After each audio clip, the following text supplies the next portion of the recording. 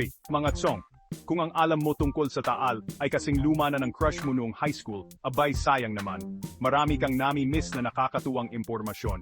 Isipin mo to, isang lawa sa loob ng bulkan na nasa gitna ng isa pang lawa. Nabaliw ka na ba? Ganyan ang bulkang Taal, ang inception ng mga bulkan. Oo nga pala, isa ang Taal sa pinakamaliit na aktibong bulkan sa mundo, pero wag mo yang mamaliitin. Kasi naman, nakapagtala na ito ng 33 pagsabog simula noong ika-16 na siglo. Mas marami pang comeback kaysa sa paborito mong kontrabida sa telenovela. Nakakatuwang trivia. Ang isla ng Taal ay may lawa na may isla na mayroon ding lawa. Parang manyikang Ruso na walang katapusan. At kung akala mo kakaiba na yon, pakinggan mo to. Ang Taal ay bahagi ng Pacific Ring of Fire. Kaya oo, literal na mainit dito. Pero Chong, hindi lang naman tungkol sa pagsabog ang Taal.